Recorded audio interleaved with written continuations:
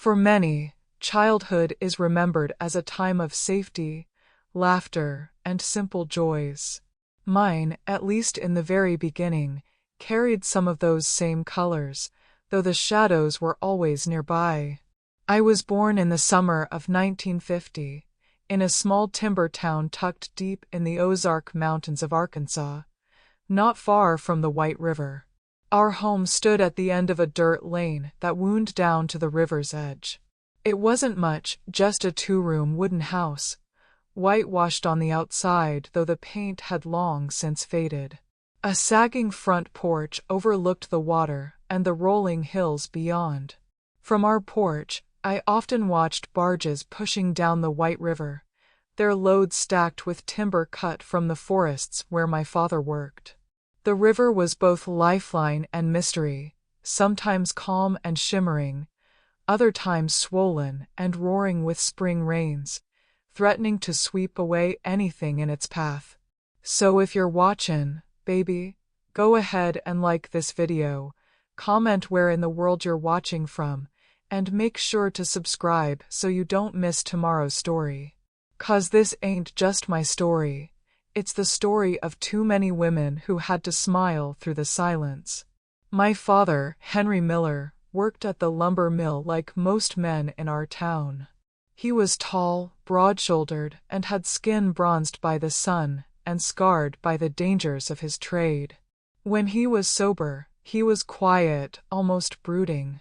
He'd sit in his chair in the evenings, sharpening his axe or rubbing resin from his hands. But when he drank, which was often, his silence shifted into something dangerous. His gray eyes, the same color as the storm clouds that rolled over the mountains, would harden into a look that seemed not to know me, not to know any of us. My mother, Margaret Miller, was the heart of our house. She was a weaver of rugs and runners, an art she had learned from her mother and grandmother before her. With a loom that stood by the single window in our living room, she worked tirelessly, turning scraps of fabric into colorful rugs that she sold at church fairs or to travelers who came through the mountains. She had soft brown hair always tied back with a kerchief, hands that never seemed still, and a voice that carried the lilt of old Ozark ballads.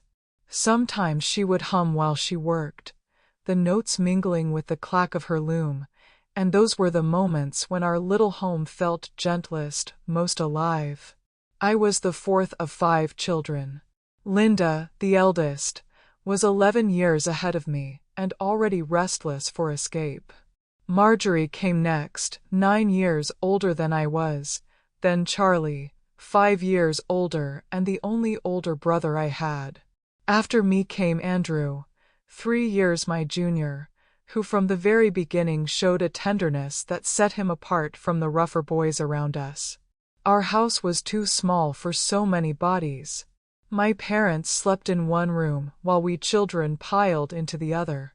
Linda and Marjorie shared a narrow bed. I slept beside them when space allowed, while Charlie and Andrew shared the second bed. The floors creaked under our footsteps, the walls thin enough that every argument carried from one room to another. Life in the Ozarks moved to the rhythm of seasons and labor. At first light, Mama stoked the wood stove while I fetched water from the well and fed the chickens scratching in the yard. Andrew tagged along with me, his little legs trying to keep pace. After chores, we walked the dusty road to the small schoolhouse attached to the Methodist church in town. The buildings smelled of chalk and pine sap, and I loved it dearly. Mrs. Clarkson, my teacher, had a way of making stories leap off the page. Through her voice, I traveled beyond the mountains to cities and lands I had never imagined. I dreamed of becoming like her one day, a teacher who could open up whole new worlds for children like me. When school ended, my world returned to the loom, the garden, and my siblings. I sorted scraps of fabric for Mama, tended our small patch of beans and squash, and helped keep an eye on Andrew. On warm days, Rebecca, the schoolteacher's daughter, came to play. With her copper-red hair and freckles, she was my first and dearest friend. Together, we waded in the shallows of the White River, built little forts out of driftwood, and whispered secrets beneath the shade of an old oak that leaned out over the water. We shared dreams we hardly understood, mine of teaching, hers of someday traveling as far as Texas, maybe even California. The town itself was small, its main street lined with simple wooden storefronts, a feed store, a barber, and a cafe that smelled of fried catfish and cornbread. On Saturdays, townsfolk gathered in front of the general store where men swapped tales, women shared recipes, and local fiddlers played reels that made feet tap and spirits rise. On Sundays, the church bell called us all together. Mama dressed me in my one good dress, sewn from a worn floral curtain, and Andrew wore hand-me-down trousers that Mama had hemmed shorter. After service, there were often potluck dinners, where dishes like beans and ham hock, fried chicken, or wild blackberry cobblers appeared like treasures. Those gatherings stitched the fabric of our community as tightly as Mama's rugs stitched scraps into something whole. Our financial situation was always precarious. Some months were steady, when the mill paid well and Mama sold a few rugs. Other months were lean, especially when heavy rains slowed timber cutting or when tourists failed to come through town. During those times, Mama stretched our meals with cornbread and milk or wild greens gathered from the hillsides. Sometimes Linda and Marjorie picked up sewing work for wealthier families in town. Charlie, once old enough, earned pocket money at the mill, though most of it disappeared into bottles before it ever helped the family. But there were joys too. On summer nights, we sat on the porch under the dogwood tree, lightning bugs twinkling in the yard. Mama told us stories from her own childhood, about ancestors who crossed the mountains with nothing but a mule and a prayer. Andrew fell asleep on my lap while I hummed one of Mama's tunes. In those moments, I believed the world was kind and safe, and that love alone could protect us from the dark. Still, even then, cracks showed through. Papa's drinking grew worse. He came home late from the tavern, reeking of moonshine, muttering to himself or exploding in sudden anger. Mama would lower her eyes, shielding us with her body when she had to. Linda and Marjorie escaped when they could, visiting friends or working extra hours to avoid the house. Charlie, my brother, began to imitate Papa, his swagger, his sharp tongue, even the dangerous gleam in his eyes when he stared too long at things he shouldn't. I was 8 when Mama first pressed a rag doll into my arms, stitched from scraps of fabric dyed in earthy hues. "Her name is Faith," she said softly, smoothing the doll's yarn hair. "When the nights are hard, you hold her tight, and she'll remind you that no storm lasts forever." I didn't fully understand then, but I clutched Faith each night, whispering secrets into her cloth ear, as if the doll could protect me from the heavy footsteps and slurred voices that filled our home after dark. Looking back, I see how those early years in the Ozarks shaped me. They gave me the songs of the mountains, the quiet patience of river water, and the enduring strength of women who wove beauty out of scraps. But they also planted the seeds of fear that would later grow into something darker. I didn't know then how quickly childhood can be stolen, how a home can turn into a place of terror. All I knew was the feel of the river breeze on my face, Mama's voice humming ballads in the lamplight, and the faint hope stitched into the seams of a rag doll named Faith. By the time I turned 9, the Ozark Hills that once felt like a cradle of safety had begun to change. Or maybe it wasn't the hills that changed, it was the men inside our house. What I once thought of as my father's bad moods began to harden into something darker, and the brother I once played tag with under the dogwood tree was no longer the same boy. Papa's drinking had grown heavier with every passing season. At first, he came home late only on Fridays, his boots heavy on the porch, his voice slurred but still recognizable. But soon Fridays became every night. The tavern down the road knew him well, and when he staggered home, the smell of sour liquor seemed to fill every corner of our little house. He no longer went straight to bed as he once did. Instead, he sat in the front room, staring at Mama while she worked at her loom, spitting cruel words about how her rugs weren't worth the fabric she cut them from, or how no one would ever buy a woman's scraps. His voice grew sharper, his laughter meaner, and there was something in his eyes that made me shrink into myself. Charlie, who had just turned 15, was becoming more and more like him. The older my brother grew, the more he mimicked Papa, his walk, his tone, even the tilt of his head when he was spoiling for a fight. He started drinking too, sneaking bottles from the men at the mill, swaggering home with that same glazed look in his eyes. At first, I thought maybe Charlie would protect me, that he might soften Papa's rages. But instead, he joined them. And when they were together, their laughter turned into something that made my stomach twist with fear. It was Mama who noticed first, or maybe she had known all along.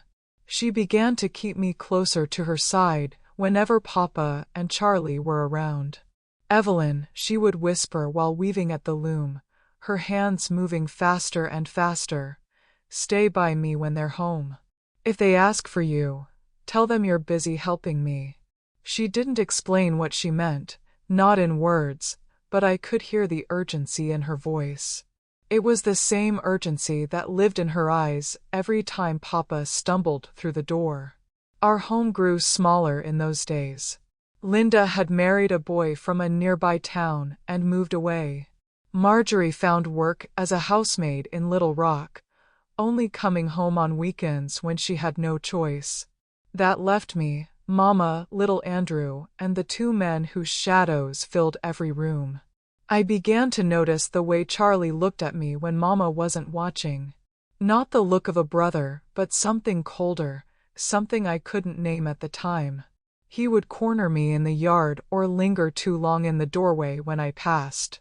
"You're growing up, Evelyn," he once said, his voice low, his eyes crawling over me in a way that made me clutch my doll faith until my knuckles turned white. I wanted to run, but I knew running would only make him laugh. So I stood frozen, my heart pounding, until Mama called me inside. That day I learned that sometimes silence can wound more deeply than a shout. The house itself bore witness to our fears. At night, when Papa's voice rose in anger, Mama would send me and Andrew to the back corner, whispering for us to stay quiet. Sometimes, she gave us tasks, sorting fabric scraps or threading her needles, just to keep me close and away from the living room.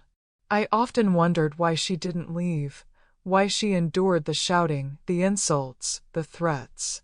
But I understand now. In those mountains, women like Mama had so few choices. Leaving meant poverty, hunger, and the shame of abandoning a marriage that the church told her was sacred.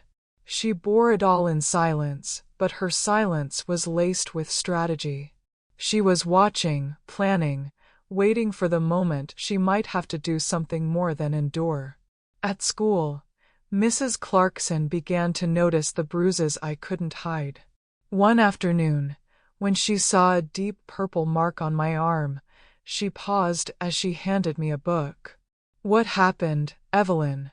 she asked gently, her voice careful but probing. I gave her the answer Mama had taught me. I fell from the oak tree. She studied me for a moment, her kind eyes searching mine, but she said nothing more. I carried that shame with me, afraid of the questions people might ask, afraid of the truth that hung like smoke around our family. Andrew, sweet Andrew, was my shadow. He followed me everywhere, his small hands always tugging at my sleeve. He was only 6 then, still full of innocence, still believing Papa might one day be kind. Maybe he'll change, Evelyn, Andrew whispered once as we lay on our shared bed, the moonlight streaming through the cracked window. Maybe if I do good in school, he'll be proud. I didn't have the heart to tell him the truth, that Papa's pride had long been drowned in whiskey. I just pulled him close and whispered, "Maybe, Andy. Maybe." It was during these years that I began to understand fear not as a passing feeling, but as something alive, something that lived in our house. Fear had a sound, the creak of boots on the porch, the thud of a bottle on the table, the sudden laughter of Charlie in the hallway. Fear had a smell, the stench of bourbon, the sharp tang of sweat after a day at the mill. And fear had a silence, the kind that fell in the room when Papa's gray eyes settled on me, or when Charlie's smirk curled at the corner of his lips. Mama tried to shield me with small acts of courage. She pressed her body between mine and Papa's when his temper flared. She invented errands that sent me to Rebecca's house when she knew Papa and Charlie would stumble home drunk. She even made me another rug doll, smaller than Faith, one I carried in my apron pocket. "Keep this one close," she told me, her voice tight. "When you feel the darkness coming, hold on to her." I named the doll Mercy, and though she was just scraps and thread, she became my secret weapon, something to clutch when the air grew too heavy to breathe. By the time I turned 10, I knew our home was no longer truly a home. It was a place where walls held secrets, where love had been twisted into something unrecognizable. I stopped inviting Rebecca to play inside because I was ashamed, because I feared what she might see. Instead, we stayed by the river, collecting smooth stones and dreaming of lives far away. She told me she wanted to be a nurse, to heal people. I told her I wanted to be a teacher, though in truth, I mostly wanted to survive. Looking back now, I see those years for what they were, the gathering storm. Papa's drinking was the thunder, loud and unpredictable. Charlie's cruelty was the frost, silent and creeping. Together, they poisoned the air of our house until even the sound of laughter felt dangerous. Mama, though, was watching. She might have seemed fragile, hunched over her loom, her hands busy with scraps, but she was planning. She didn't tell me then, but I know now she was gathering strength for the moment when the storm would break, for the day when she would have to choose between survival and destruction. At the time, all I knew was this. My childhood was slipping through my fingers like river water, and no matter how tightly I tried to hold it, the current was dragging me toward something dark. It was the third Sunday of June, 1961, Father's Day. In our house, that day was never much celebrated. There were no cards, no gifts, no shared smiles around the table. Papa didn't care for such things. Still, at school that week, Mrs. Clarkson had asked us to make cards for our fathers. I sat at my desk with a blank piece of paper while the other children drew hearts and flowers. All I managed to scrawl in shaky letters was Happy Father's Day. Even those words felt wrong, like they belonged to someone else's family. That morning, the White River lay under a blanket of mist, its silver surface so still it looked like glass. Mama rose early, as always, and baked biscuits. She spread them with sorghum molasses and set them on the table without a word. Her eyes darted often toward the bedroom where Papa and Charlie slept off their drinking from the night before. She looked as though she were bracing herself for a storm she could not stop. We went to church, just Mama, little Andrew, and me. Marjorie had come home for the weekend, but stayed behind to prepare a special lunch. "Maybe if we make his favorite," she said with that fragile hope in her eyes, "he'll be kinder." She fried chicken and mashed potatoes, the smell filling the house when we returned. At church, the preacher gave a sermon about fatherhood. He spoke of fathers as protectors, providers, pillars of love. Around me, children clutched handmade cards to present to men who smiled with pride. I pressed my own card deeper into the pocket of my dress, ashamed. My heart pounded with a secret truth. The man who sat at our table was not a protector. He was the storm we all endured. When we returned home, Papa and Charlie were already awake, sitting on the porch with sour faces, hangovers clinging to them like a second skin. Andrew, innocent and hopeful, bounded forward with a drawing he had made, a little red truck with Papa's name on it. Papa took the paper in his rough hands, glanced at it briefly, then stuffed it into his shirt pocket. He said nothing, but at least he didn't tear it up.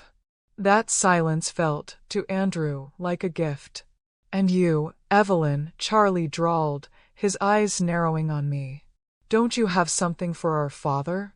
His words carried the weight of a threat, though his lips curled into a smile that chilled me. I froze, my hand instinctively brushing against the folded card hidden in my pocket. Before I could answer, Mama stepped in. She helped Marjorie with the cooking, she said firmly. "That's her gift." Papa grunted and rose, heading into the kitchen. Charlie remained, smirking at me as if he could see straight into my fear. Lunch was tense. Papa and Charlie poured bourbon into their glasses, sipping between bites of fried chicken. Conversation was scarce, broken only by Marjorie's nervous chatter about her work in the city. Andrew soon asked to go play at the neighbors, and Papa waved him off. I envied him for escaping. I pushed food around my plate, unable to swallow past the lump in my throat. When the dishes were being washed, I lingered in the living room, hoping to slip into the kitchen. That's when Papa called out, "Come here, Evelyn." His voice was heavy, slurred but insistent. I hesitated. Mama's back was to me as she rinsed the plates, but I knew she was listening. My heart hammered against my ribs as I stepped toward him. "Today's Father's Day," he said, patting the sofa beside him. "And you haven't given me a hug yet." I tried to smile, tried to believe it might be only that. Just a hug. But as soon as I sat down, his arm clamped around my shoulders, pulling me close. The reek of bourbon and sweat filled my nose, turning my stomach. "You're growing into a pretty young lady," Papa murmured, his voice low and rasping. "Nearly old enough to marry." "She's still too young," Charlie said from across the room. His tone wasn't protective. No, it was hungry, appraising. "But she is getting pretty. Took after her mama." Papa laughed harshly. "Your mama's worn out. But you," his hand tightened on my arm, "you're fresh." Panic surged through me. "I need to help in the kitchen," I stammered. "The women are handling that," he sneered. "You stay here. Your father deserves something special today." Before I could move, Charlie rose and walked to the front door.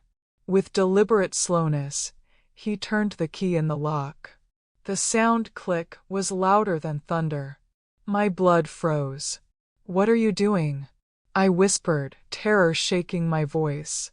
Charlie came up behind me, his heavy hands gripping my shoulders. "Don't be scared," he said in a false, soothing tone. "It's just a family game. Right, Dad?" Papa's eyes gleamed. "Every father deserves a treat on his day. Come give your daddy a real hug, Evelyn." Tears blurred my vision. I struggled against Charlie's grip, but he held me fast. In desperation, I screamed, "Mama! Mama, help me!" The crash of dishes echoed from the kitchen. Mama appeared in the doorway, her face transformed from weary submission into a mask of fury I had never seen before. "Let her go, Henry," she shouted, her voice trembling but strong. "Stay out of this, woman," Papa barked, tightening his grip on me. This is none of your business. She is my daughter, Mama fired back, stepping into the room. You touch her again, and you'll regret it. Papa laughed cruelly. And what are you gonna do? Hit me with a broom. He pulled me closer, his hot breath sickening. Come on, Charlie. Let's take her to the bedroom where we'll have privacy. The room spun. My body went cold. And then, Mama did something no one expected. She ran to the front window, threw it open, and screamed. Stop. The sheriff is here. The words cut through the air like lightning. Papa froze. Charlie loosened his grip. What sheriff? Papa demanded, his voice uncertain. I called Sheriff Collins last night. Mama lied with such conviction that even I believed her. Tell him everything you planned to do to Evelyn. He said he'd come by today, right about now. Charlie rushed to the window, scanning the yard. I don't see anyone, he muttered, though his voice quavered. They're down at Johnson's store, Mama pressed on. They'll be here any minute. Do you want them to catch you like this? Papa's grip faltered. His eyes, cloudy with alcohol but sharpened by fear, flicked between me and Mama. For a long moment, the room was silent but for my ragged breaths. Then, with a curse, he shoved me away. You're crazy, Margaret. Absolutely crazy. He grabbed his bottle, downed a swig, and staggered toward the door. Come on, Charlie. Let's get out of here before these women lose their minds. Charlie hesitated, his eyes lingering on me with a hunger that made my stomach twist. But Papa's barked command pulled him along. They slammed the door behind them, leaving the windows rattling in their wake. The moment they were gone, Mama collapsed into a chair, her body shaking. I ran into her arms, sobbing, while Marjorie hovered at the kitchen door, pale and trembling. Pack what you can, Mama said through clenched teeth. We're leaving. Tonight. And just like that, the life I had known, fragile though it was, ended. We gathered clothes, Mama's savings hidden in a small pouch, a quilt she had just finished, and my doll Faith. We fetched Andrew from the neighbors. Then, under the heavy silence of dusk, we boarded a bus bound for Little Rock. I pressed my face to the window as the hills I had always called home slipped away behind us. My stomach twisted with grief, fear, and something else I didn't yet have words for, a hope. That night, on that rattling bus, I clutched Faith and leaned against Mama's shoulder. She whispered, "That house was never a home, Evelyn. This is the start of something new." I closed my eyes, the hum of the bus like a lullaby, and wondered what awaited us in the city. The bus rattled along the narrow highways, carrying us away from the only life I had ever known. As the Ozark Hills faded into the distance, I pressed my forehead to the cool glass and tried to imagine what waited ahead. Little Rock. A place I had never seen, a city that felt as distant to me as New York or Chicago. Mama sat beside me, her lips moving silently, though no sound escaped. I think she was praying. Andrew had fallen asleep with his head in her lap, his small hands still sticky from the crackers we had eaten on the road. Marjorie sat on the aisle, staring ahead, her jaw set tight. None of us spoke much that first night. The weight of what had almost happened in our house still hung in the air like smoke. We arrived in Little Rock the next afternoon. The bus depot was unlike anything I had ever seen, crowded, noisy, filled with men in suits rushing past and women clutching handbags. The air smelled of gasoline, fried food, and something metallic I couldn't place. It was overwhelming for a girl who had grown up where the loudest sound was the river in flood or a fiddler at the general store. Mama scanned the crowd nervously. "Your cousin Ruth said she'd meet us here," she murmured, gripping my hand so tightly it hurt. We waited for nearly an hour on a wooden bench, our few bags piled at our feet. Just when I began to think Ruth might not come at all, a plump woman with graying hair and kind eyes bustled toward us. "Margaret," she called uncertainly. Mama stood, relief washing over her face. "Ruth."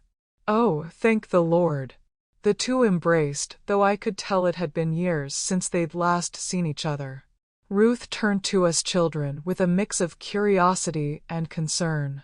"These are yours?" she asked softly. "Yes," Mama replied firmly. "This is Marjorie, this is Evelyn, and this is little Andrew." Ruth nodded, though her expression faltered. Her house, we later learned, was small, a two-room place in the East End of Little Rock. There was barely space for her own two children, let alone 4 more bodies. But she welcomed us without complaint, and that night we crowded into her back room, sharing one bed and a thin mattress on the floor. It wasn't comfortable, but it was safe. Those first weeks were some of the hardest of my life. The city was loud, restless, and unfamiliar. Our mountain speech drew stares and whispers at the new school Mama enrolled us in. I felt behind in everything: the lessons, the slang, even the way the other children dressed. They carried shiny new notebooks, while mine was a stack of old paper bound with string. Andrew cried often, missing the river, the chickens, even Papa in his own confused way. Mama, determined, found work almost immediately. With no education and no connections, her options were limited.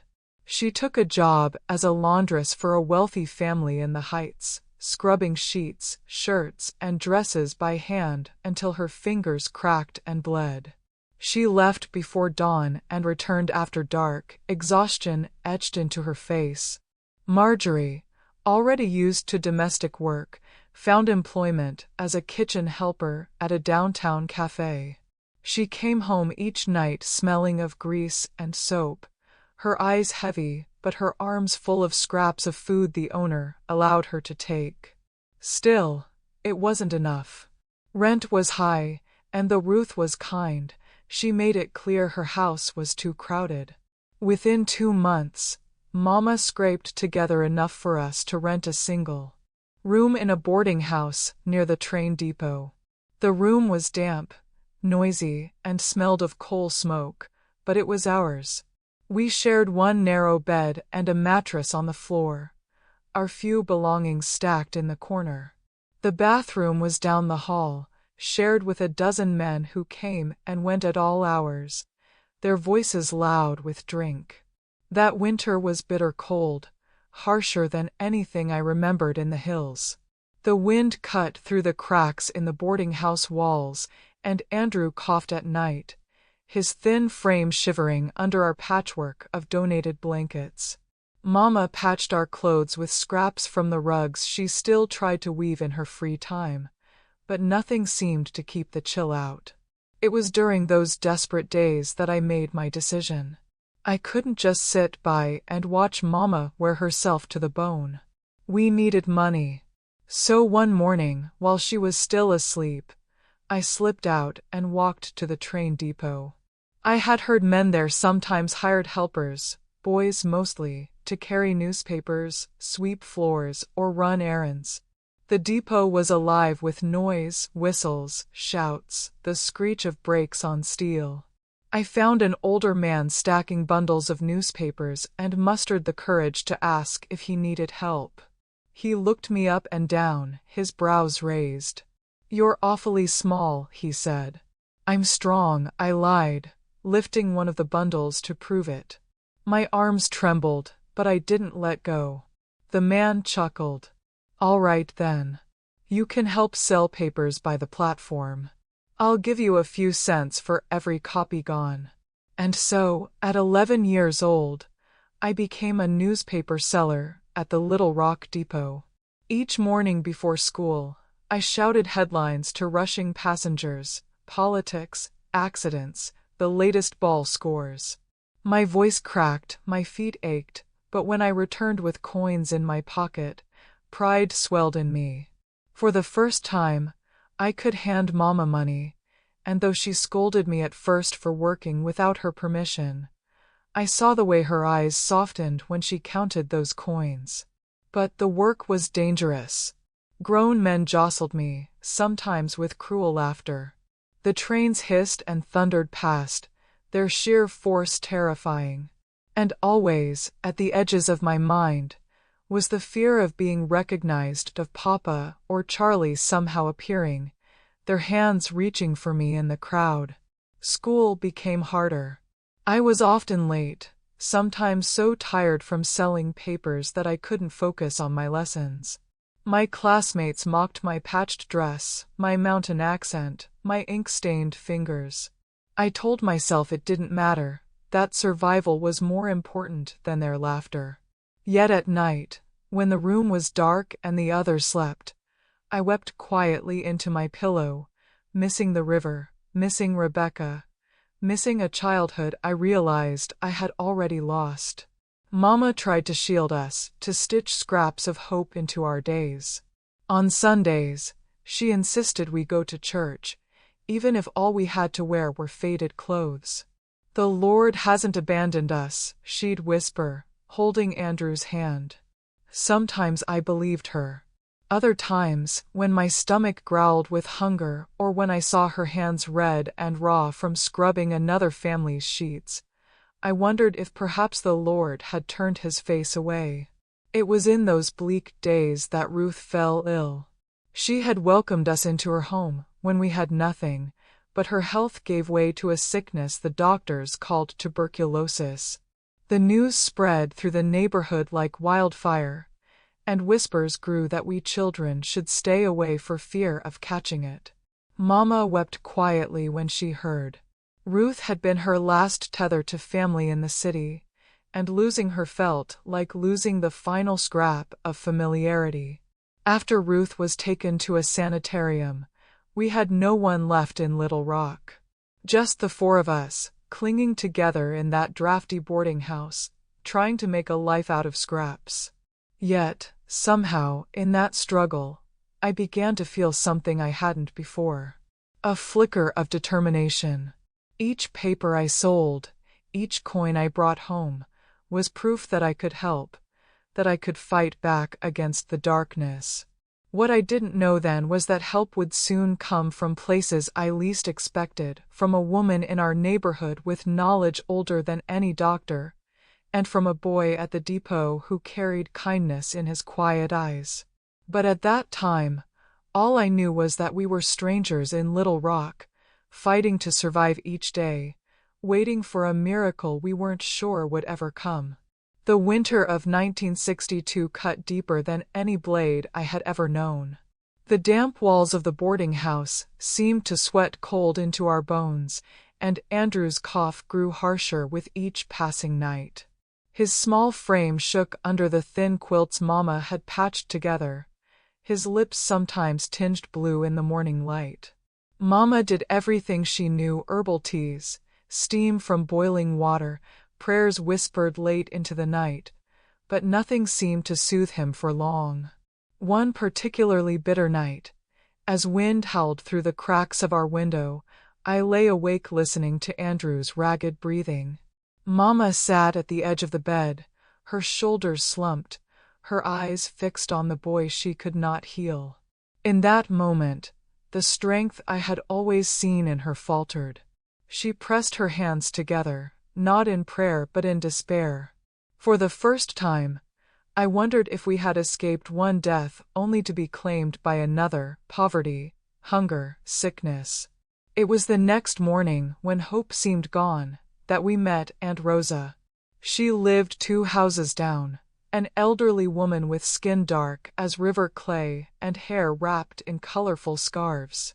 Folks in the neighborhood said she was a healer, a midwife, someone who carried knowledge passed down long before doctors and pharmacies.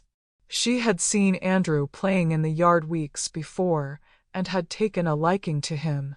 When she heard of his illness, she knocked on our door carrying a glass jar filled with a thick, dark syrup. "Child's lungs are weak," she said, her voice both soft and commanding. "Give him a spoonful of this every few hours. And let me pray over him." Mama hesitated. She had been raised to trust in doctors and the church, not in folk remedies. But desperation outweighed doubt. She held the spoon steady as Aunt Rosa tipped the syrup into Andrew's mouth. Then Rosa laid a sprig of rosemary across his chest and murmured words that blended English with something older, a cadence that seemed to hum through the air. By the next day, Andrew's fever broke. His coughing eased into something manageable, his appetite slowly returning. Whether it was the syrup, the prayer, or simply God's mercy, I don't know. But from that day forward, Mama regarded Aunt Rosa with a reverence that bordered on awe.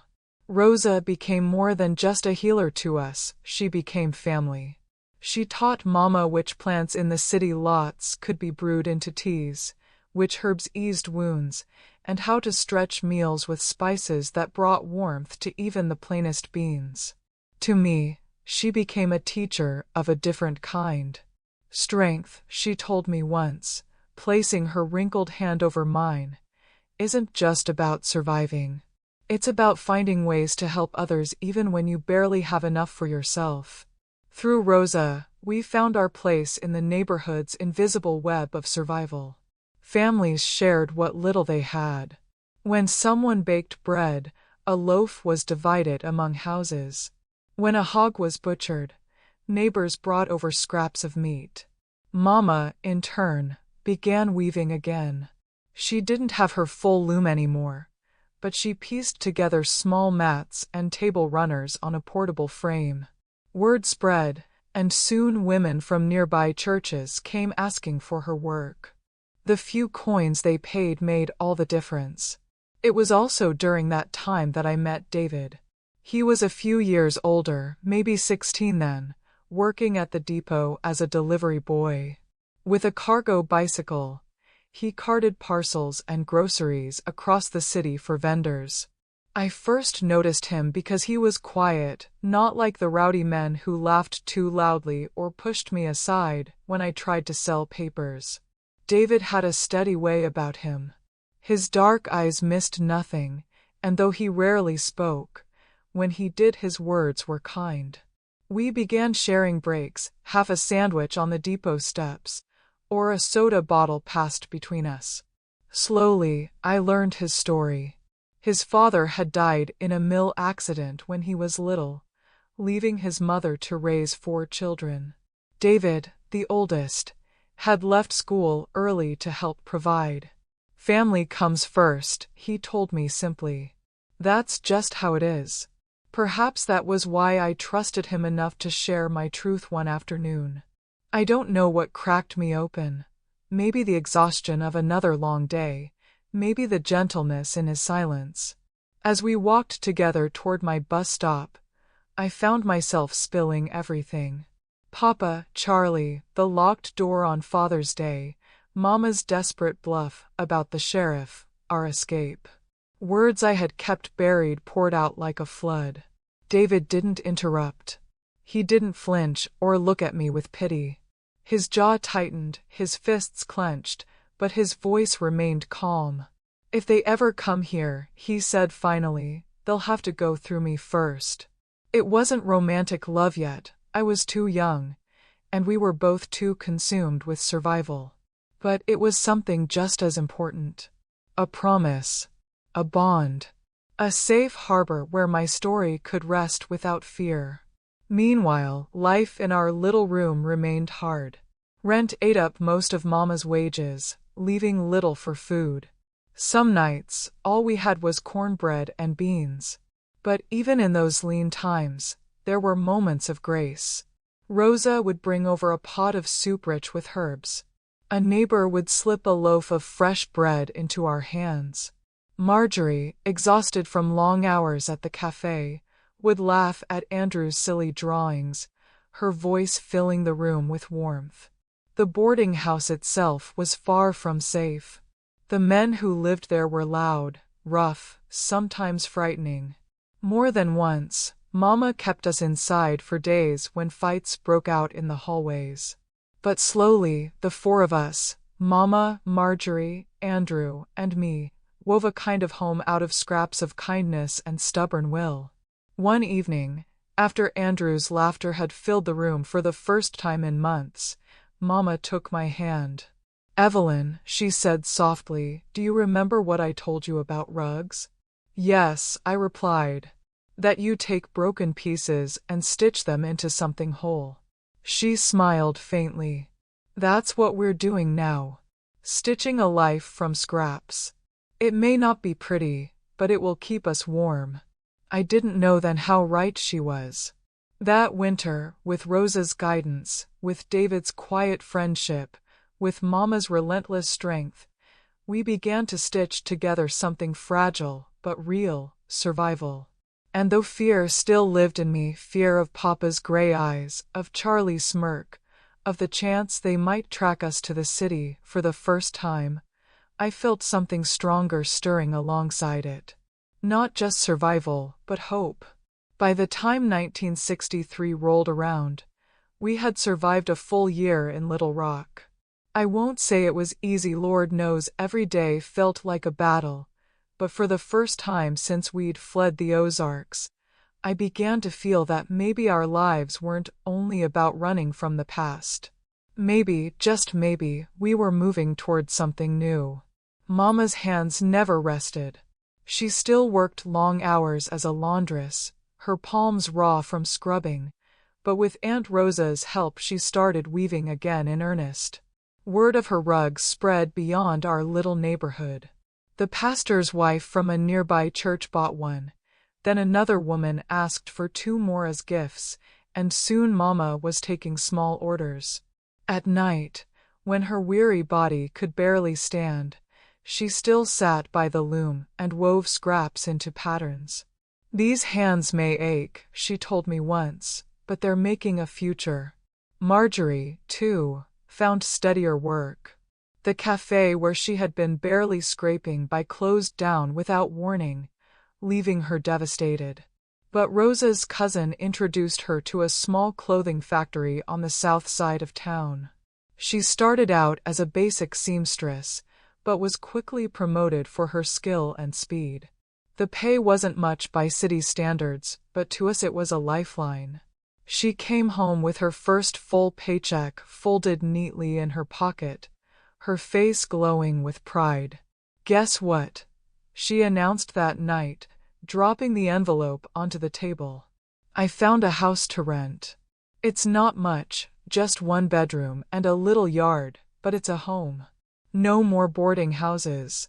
Mama's eyes widened in disbelief. "We can't afford a house, Marjorie." "Yes, we can," Marjorie insisted. "If we put our wages together, yours, mine, and Evelyn's paper money, it's tight, but possible.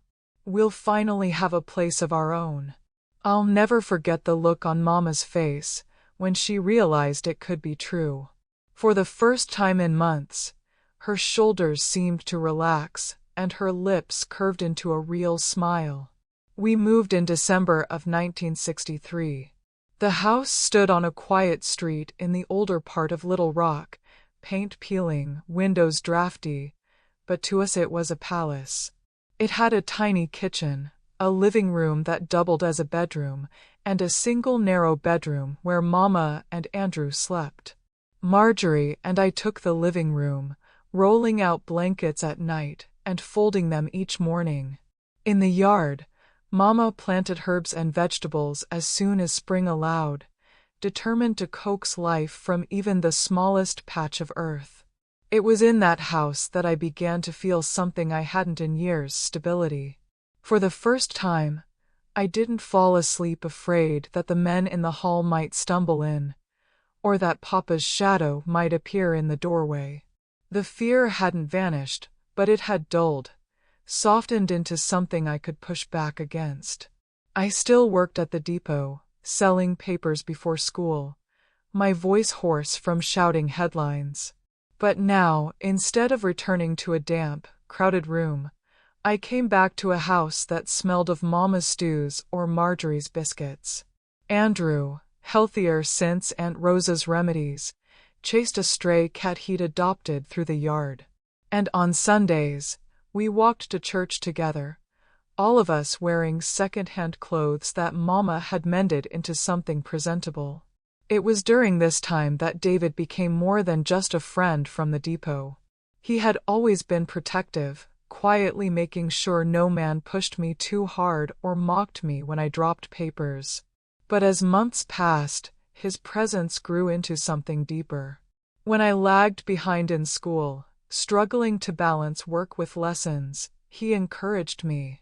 "You're smart, Evelyn," he told me one afternoon as we shared a sandwich on the depot steps. "Don't let the hard times make you forget that." He was the first person outside my family to say such words to me. His belief in me planted a seed I hadn't dared to nurture. The idea that my life could be more than just survival. That I could dream again. In late 1964, my teacher, Miss Albright, noticed my efforts and began tutoring me after school.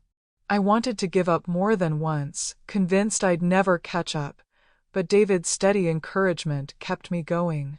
"You'd make a good teacher yourself," he said once, watching me help Andrew with his arithmetic. The idea startled me at first, but the more I thought of it, the more it made sense. Teaching had been my dream before the shadows overtook our home in the Ozarks. Could it still be possible? Meanwhile, Papa and Charlie remained a ghostly threat in the background. Through occasional letters from Linda, we learned that Papa was furious about our escape, that he had smashed furniture in a drunken rage and searched the county for us. But in time, word spread that neighbors convinced him we had gone north to Chicago. That misinformation gave us some peace, though Mama never stopped looking over her shoulder. One evening, as we sat in the new house with candles burning low to save electricity, Mama spoke words that stayed with me. "You know," she said, her eyes on the rug beneath our feet, "we've lived through storms I didn't think we'd survive. And yet, here we are. We're not broken, Evelyn. We're stitched together stronger." I thought of the rugs she wove, the way she turned scraps into something both useful and beautiful. I realized then that she wasn't only talking about fabric. She was talking about us. By 1965, things improved further. Mama had built a reputation for her weaving, taking larger commissions. Marjorie earned a raise at the factory, and Andrew thrived in school, finally free from the sickness that had plagued him. And me, I decided to step back from the depot to focus on studies, though I still worked part-time when money was short. It was a sacrifice we all agreed on, because Mama insisted education was the path to a better life. David was there through it all. By then, his quiet companionship had blossomed into something undeniable. In October 1965, he asked me, awkwardly, shyly, to be his girl. "I promise," he said, looking straight into my eyes, "to respect you, to protect you, and never to make you feel fear again." Those words undid me. For years, the men in my life had been sources of terror. To hear a promise of safety, spoken with such sincerity, was like being given back a piece of myself I thought was gone forever. Our courtship was simple: walks through the park, sodas at the corner store, quiet talks about dreams. But in those moments, I learned what love could be: not control, not fear, but partnership. As the years turned, our little family grew stronger. By the end of 1966, I was enrolled in Teachers College, thanks to Miss Albright's support and a scholarship I never thought possible. Mama wept with pride the day I received my acceptance letter. "See," she whispered, holding my face in her calloused hands. "The storm didn't wash you away. It planted you here where you can grow." Looking back now, I realize those years in Little Rock were the bridge between the terror of my childhood and the hope of my adulthood. We were still poor, still cautious, still carrying scars. But we were no longer just surviving. We were building. Stitch by stitch, step by step, turning scraps into a life that was not only livable, but worthy. I often think about how life is not a straight road, but a winding path full of shadows and unexpected turns. For me, that path began in a little house in the Ozark Mountains, where laughter and music were swallowed by fear. It wound its way through nights of terror, through a bus ride to a city I had never seen, through hunger, cold, and exhaustion. But somehow, it also carried me to love, to purpose, and to the quiet strength I hold now in my old age. By the late 1960s, David and I were inseparable. He was steady in a world that had once been nothing but storms. While I studied to become a teacher, he built his own small delivery business, working tirelessly to save every penny. In 1969, after years of walking me home from the depot and sitting with me on porch steps under fading sunsets, he asked me to marry him. He didn't have a fancy ring or money for a big wedding, but what he gave me was worth more: a promise of partnership. We married in the spring in a modest church with Mama, Marjorie, Andrew, and Aunt Rosa sitting in the front pew. I wore a borrowed dress and carried wildflowers from Rosa's garden. When the pastor pronounced us husband and wife, I looked at David and realized I was no longer just a survivor. I was a woman stepping into a life of her own choosing. Marriage brought new challenges, of course. Money was still scarce, and teaching jobs didn't pay much. But David and I worked as a team. We rented a small house near the school where I taught, and soon after, our first child, a daughter, was born. Holding her in my arms, I wept. Not only from joy but from the overwhelming sense that the cycle of fear had been broken. This little girl would never know the locked doors, the heavy footsteps, the terror of silence. She would grow up in a home where love was the language spoken.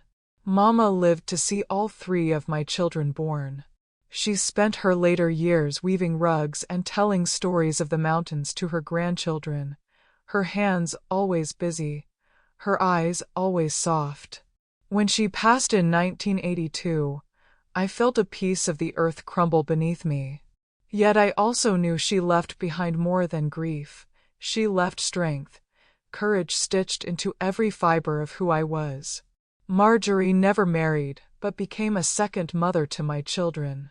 She continued working in the factory until her health gave way, and even then, she poured her love into our family. Andrew, the little boy whose cough once nearly stole him from us, grew into a strong man with a family of his own. His laughter, the same laughter that once echoed in a cold boarding house, now filled rooms at family gatherings. As for Aunt Rosa, she became my compass. Her remedies and prayers carried us through sickness, and her wisdom guided me when I doubted myself. She passed away when I was in my 40s, but even now, when I step into my garden, I feel her presence in the rosemary, in the sage, in the quiet hum of wind through the leaves. And Papa? He never found us. Rumor spread years later that he died in a drunken fight in a tavern not far from the hills we once called home. Charlie followed in his footsteps, anger and cruelty consuming him until he, too, vanished into the shadows of his choices. Their endings haunted me less than I expected. Perhaps because by then, I understood something I hadn't as a child. Some men choose to remain broken, and it is not our burden to fix them. Now, as I sit in this old wooden chair on my porch in Little Rock, my hair silver and my hands lined with years of work, I often reflect on what it means to survive. For decades, I thought survival was about running, about outlasting those who would harm us. But age has taught me something deeper. Survival is not merely breathing, it is building. It is choosing to take the scraps of your life and stitch them into something whole, even when the world insists you cannot.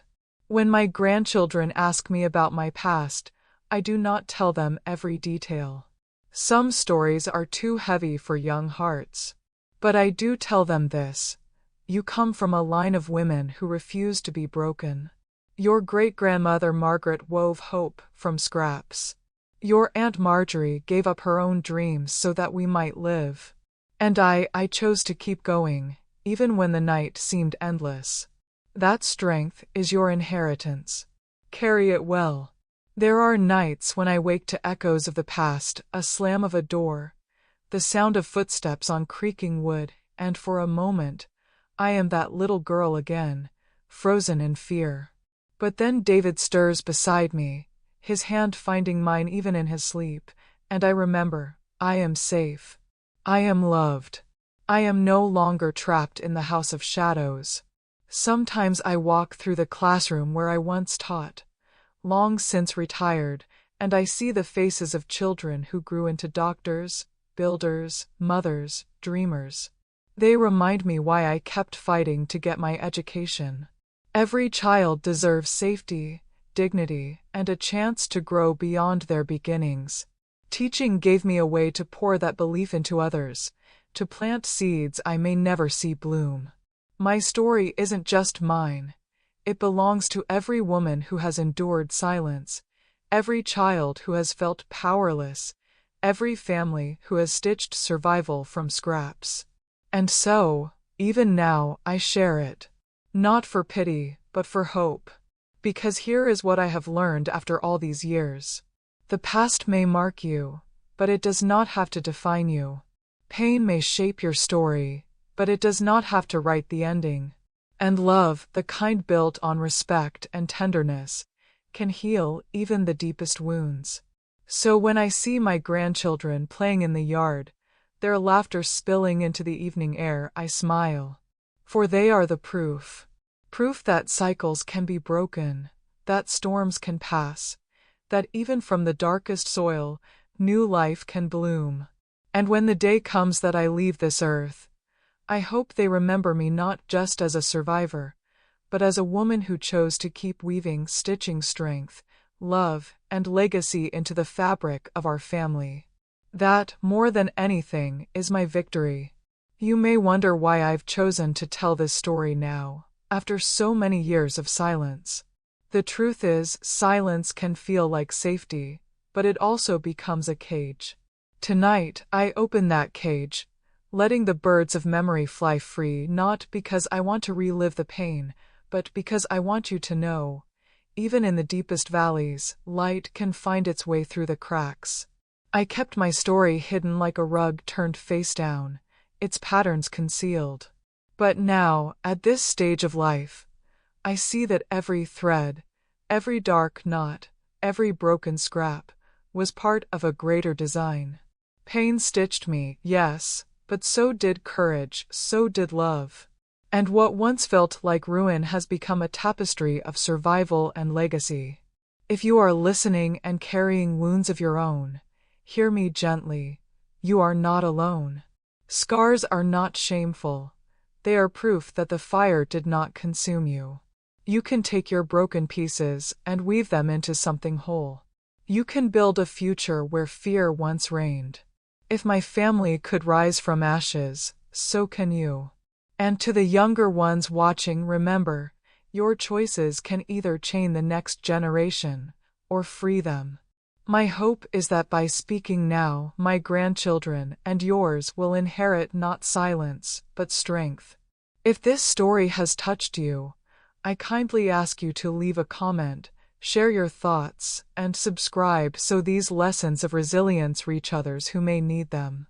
Every word of encouragement can become a hand reaching through the darkness to someone who has almost given up. As for me, I will not end this as Evelyn Miller, the frightened girl from the Ozarks. I will end it as Evelyn Grace, the woman who chose not just to survive, but to rise. And with these words, I close this chapter, not in sorrow, but in quiet rebirth. The storm has passed. The loom is empty. And yet, the rug is whole.